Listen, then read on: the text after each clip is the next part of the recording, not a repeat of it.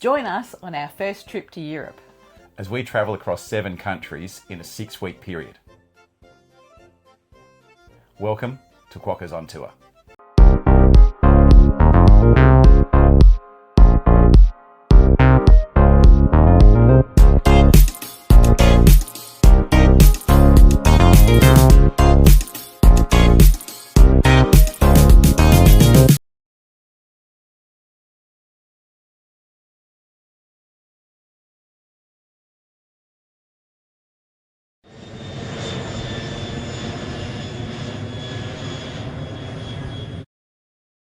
Our air journey to Germany would take us almost 19 hours. That was going to be on 2 flights. We were fortunate to be able to use our frequent flyer status to gain lounge access into Singapore Airlines lounges in both Perth and Singapore. This gave us a comfortable setting to sit down, relax, have a cocktail or two before starting the long journey. We had about 5 hours in between flights. We enjoyed a fabulous light and water show at the Vortex in the Jewel Complex at Changi Airport in Singapore. For more information about the Jewel Complex and Changi Airport, check out our video on this topic. After the light show at the Vortex, we headed back into the terminal and straight to the Singapore Airlines Silver Chris Lounge. This is available only for those flying in business class or first class. The flagship lounge has an amazing buffet selection covering many cuisines. It even has a cook-to-order station for both laksa and pasta.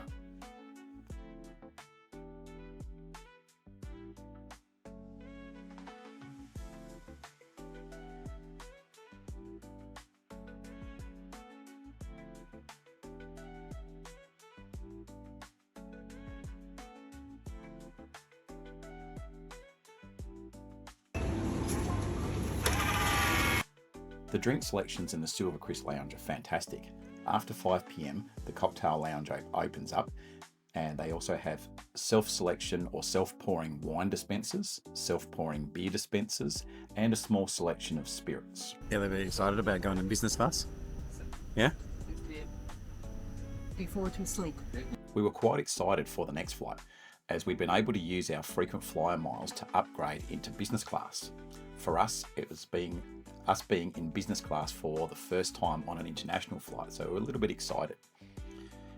Hopefully it was going to mean for us a flight of almost 13 hours where we were able to actually get some sleep and stretch out on the flatbed seats.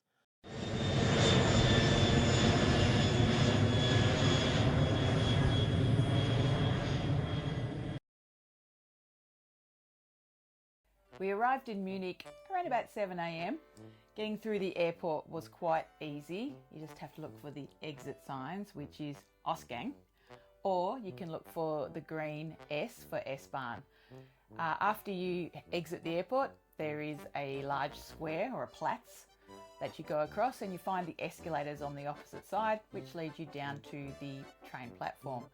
You can buy your tickets on the platform from the ticket machine. We got a 4-day pass for €99. It is at this point that you then need to validate your ticket.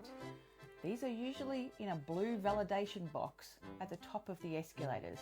But this is something that we didn't learn until a few days later. But that's another story, so we'll tell you about that later.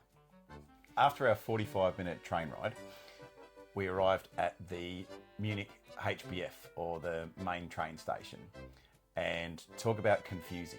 Everything's underground, and there's a lot of chaos when you arrive at peak hour on just any given morning. So it took us some time to find the exit, and we thought that we might have been lost forever in the underground of the Munich HBF. Safe to say we made it out.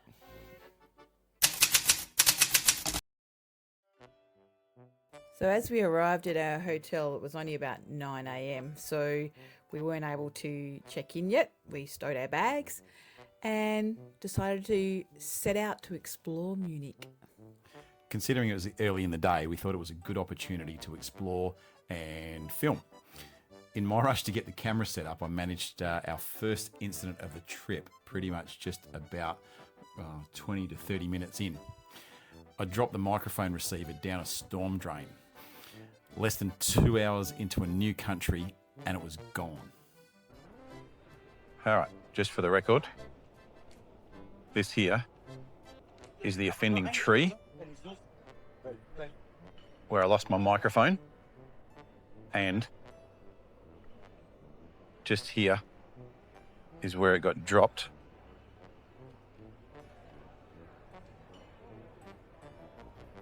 Into this grate.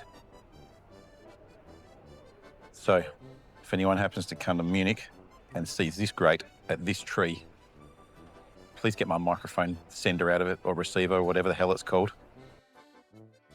Once we recovered from that little incident, we went for a walk around the pedestrian mall near the Marienplatz. That's where we saw plenty of preparations for Oktoberfest, which was due to start in a few days. We then found the iconic Munich Cathedral, so we went to check it out.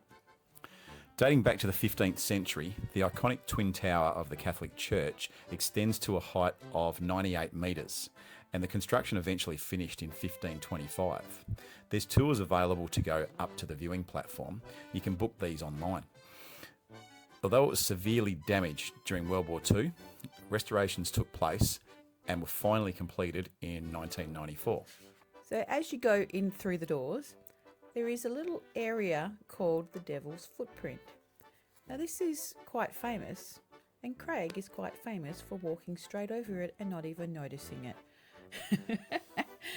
So it's famous because it looks like a scorch mark left by the devil on the floor at the cathedral entrance.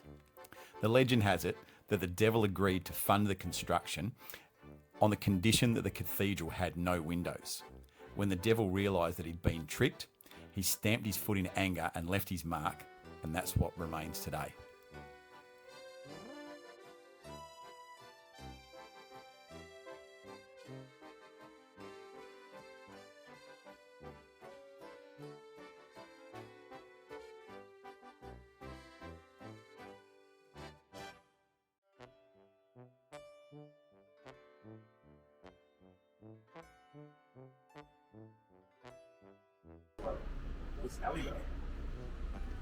All right, let's have a look.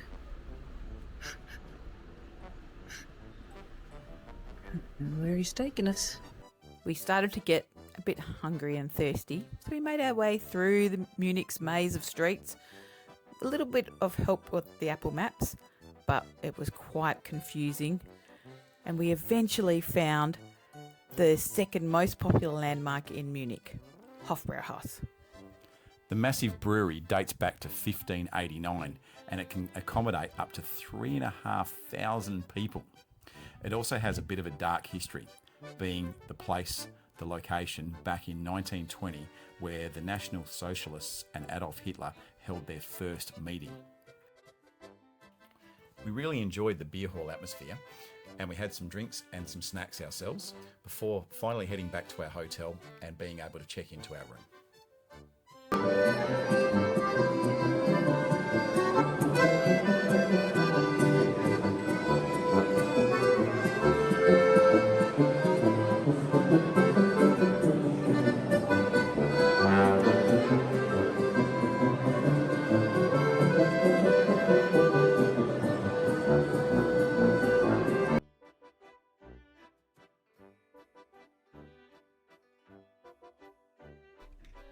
Hey guys, we're checking out our hotel room in Munich. This is the Bayers City Hotel. Check it out with us. All right. So there we go. There's Emma. And it's not bad. It's relatively spacious for what we need. Obviously, decent sized bed, a little bit of room just here. We got a nice little desk area and a nice TV, which has got all of your streaming. You can plug into all of that sort of stuff and your own accounts and what have you. A little bit of room on each side of the bed. Came with a mini bar, but we've kind of like stripped it out and put our own stuff in there because we're tight asses. And why would you pay their stupid prices when you can buy a beer for $1? A little bit of room. Hey, who's the guy in the mirror? Hey, how's it going there? And then we've got this weird setup of instead of a bathroom, we've got a shower room, or just a shower really. And we've got just a toilet. Hey, there's that dude in the mirror again. So let's just have a look what we're working with here. There we go. There's a toilet, which is kind of like open air as well. So, you know, got to make sure that it doesn't stink too much for, you know, poisoning everyone in the room. And then we've got our shower. And, you know, at the end of the day, it's a roomy enough shower. And it's got 2 shower heads. You've got the rainfall, waterfall, thingo one, and you've got your handheld one as well. So at the end of the day, it's pretty cool. And we've got a little bit of a view, but I have to tell you, the aircon situation in this room is kind of weird, but that's another story altogether. And a little bit of a view outside of Munich. We are on the 6th floor, and we get, you know, a little bit of a view. It's a beautiful day today, no clouds in the sky. And that's kind of all that we have to say. It's not exactly a huge room. There's not really much to tell you. After a bit of time to relax in our room, it was time to head off to a local restaurant for some schnitzel. What do you got going on there? The lemon, doing it the traditional way. Yeah. Yeah. What did you order? The Vienna schnitzel. Vienna schnitzel.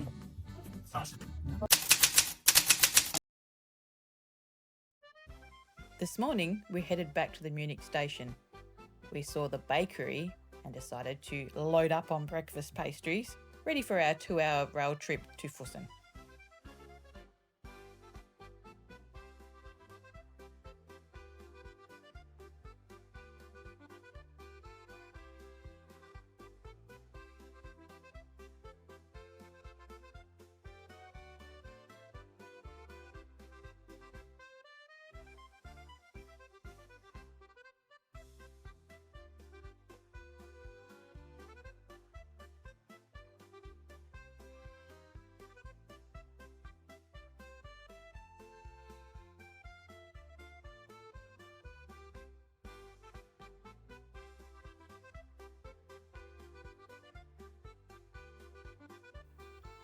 After rail and bus trips, we made it to the town of Hohenschwangau, where we caught our pre-booked bus to join our tour of the Neuschwanstein Castle.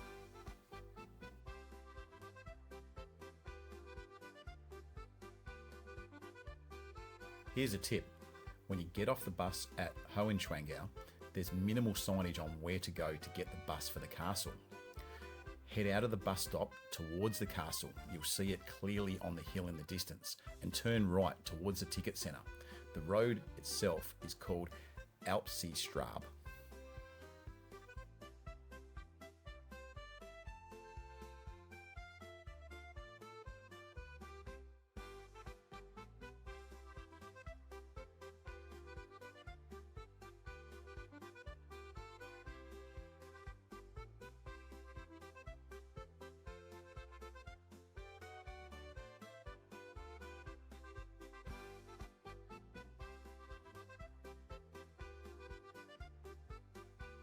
After finding our bus, it was a white-knuckle thrill ride up the steep hill to the castle. It's worth noting, if you want to just walk around the outside of the castle and take in the views, it's free. But you will need to walk up and down the hill, which is definitely very steep. So the castle was built for King Ludwig II of Bavaria, and construction began in 1869. Ludwig used his own fortune rather than use the money of the state of Bavaria to have it constructed. As we had a tour booked at the castle, we rushed to the entrance. Turns out we missed our time slot anyway, but we managed to get put onto the next available English-speaking tour. As there are no cameras or video allowed inside the castle, we managed to get some postcards to use so that we can show you what it's like on the inside.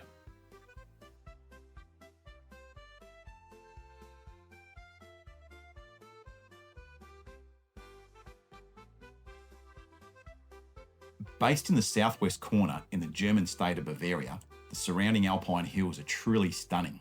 Since 2025, the castle has been a UNESCO World Heritage Site.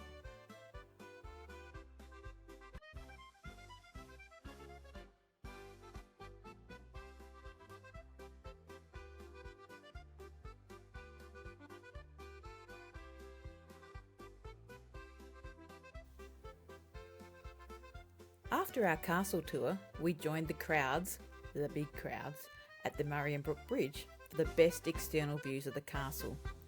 Beware the long wait time here, and don't miss the viewpoint past the bridge. The view up there is even better if you can make the climb.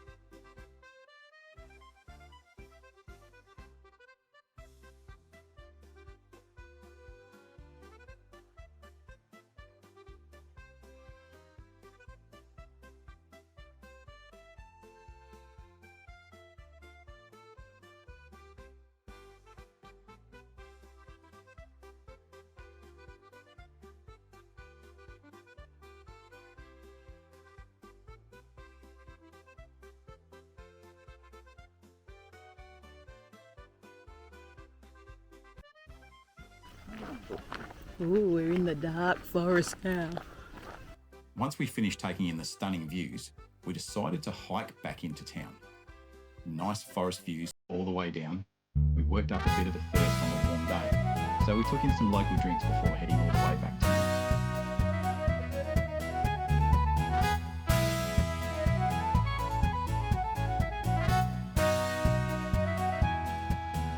How's your hike so far?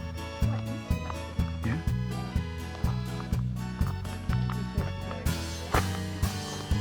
Oh, I'm getting close to the drop-off.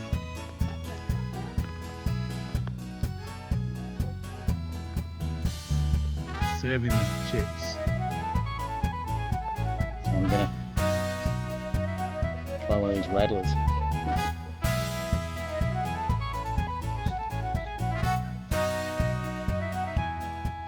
Wow, that's actually quite crazy. That's like a beer lemonade. That's what it is. After a long day and having tired legs, we went out for an early dinner at a local Bavarian restaurant. We enjoyed local meals of pork knuckles or Schweinhack. And Kaiser Special, which is like a macaroni and cheese. This morning it was back onto the S-Bahn, this time for a trip of about 45 minutes out of Munich to the site of the former concentration camp of Dachau. Dachau was originally opened in 1933 to house political prisoners.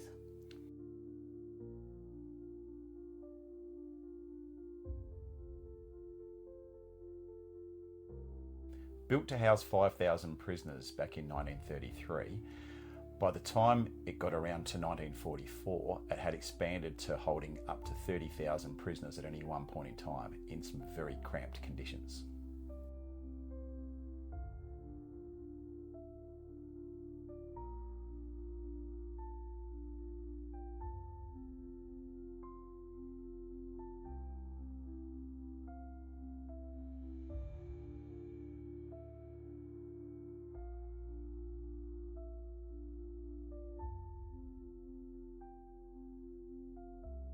Today the camp is both a memorial and a museum. It is free to enter, however there are tours that are available both in person and audio headset tours for a small fee. We chose to go with the audio tour. We went for about half a day just to take it all in. If you're going to do this tour, be warned, it is a bit of a chilling experience.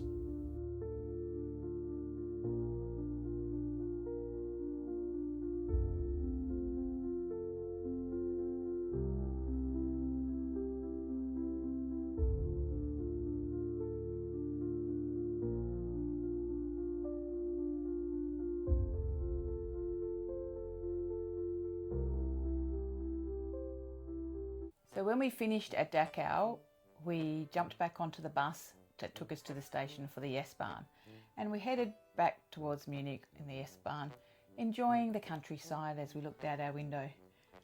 Then the ticket collectors came along and we showed them our ticket, you know, we bought our 4-day ticket. It was at this time that we found out that we had not validated said ticket. The officer must have seen our confused faces, because as we pulled up to the next station, she pointed on the platform to the blue box and said, "This is where you need to validate your ticket." We said we were really sorry, and she said, well, when you get back to HBF, you need to make sure that you validate your ticket.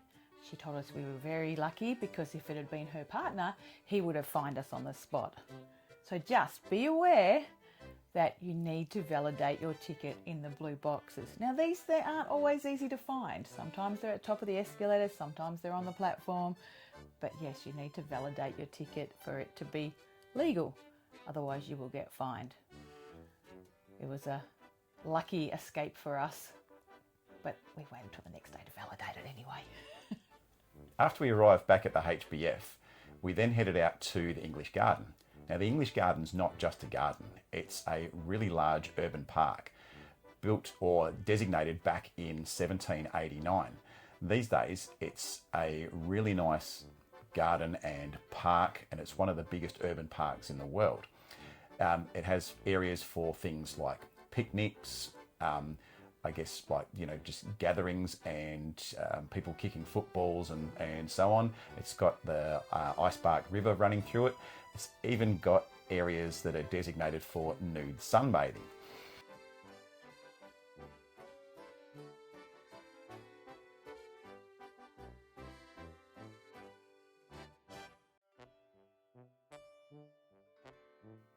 What we really wanted to see in this area was the surfers on the Icebark wave.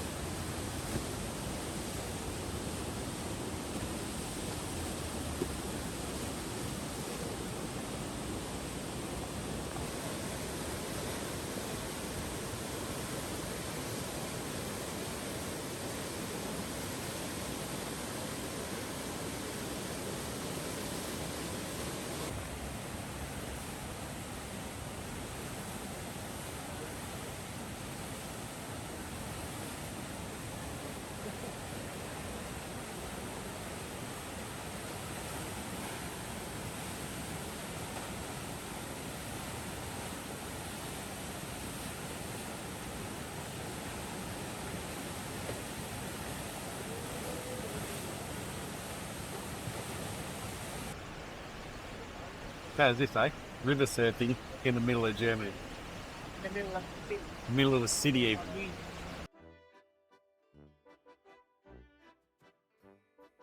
We left the surfers and continued on down the river, walking along the paths, checking out the people in the water and enjoying the shade and the lovely gardens. And then we headed to our destination for the day. Is it cold, lads? Is it cold? Our final destination for the day was the China Sea Term, or Chinese Tower. Bit of a mouthful, that one, so we'll call it the Chinese Tower. The Chinese Tower was constructed back in 1792. It's a pagoda-style construction, 25 metres high, and it's really the centrepiece these days of the China Sea Term beer garden, which is the second largest beer garden in Munich with a capacity of 7,000 seats.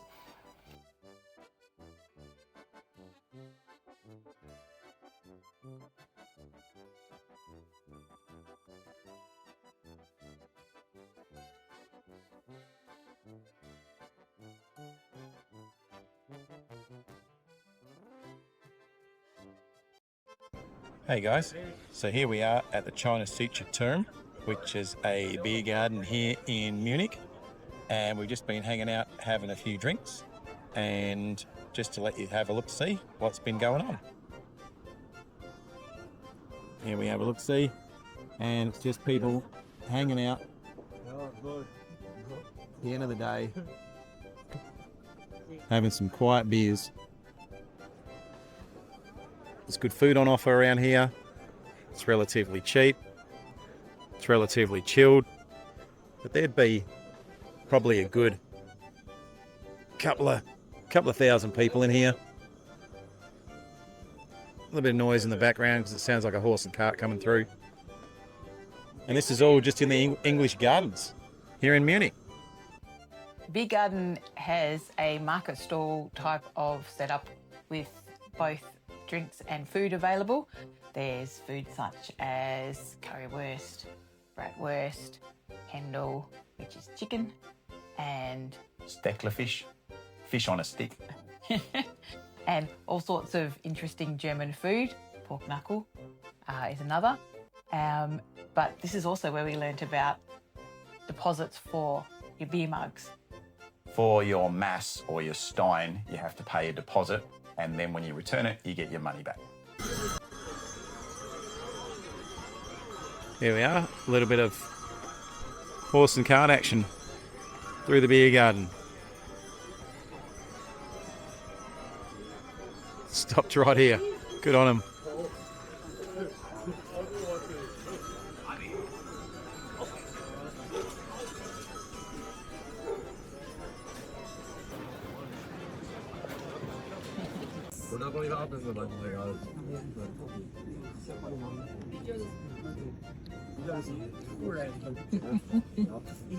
How is your chicken?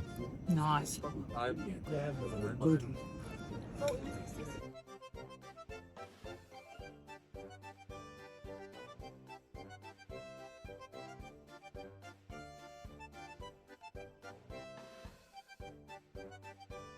This is where we end part 1 of our Munich adventure. We hope you've enjoyed it so far.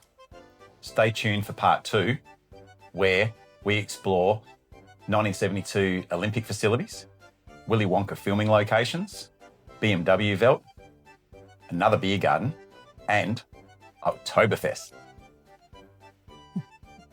Thanks for watching. I reckon I could have a go at this. I could borrow one of their boards. I'm Australian, I can surf, it's in my blood. What do you reckon? I'm waiting for my pretzel. Me too.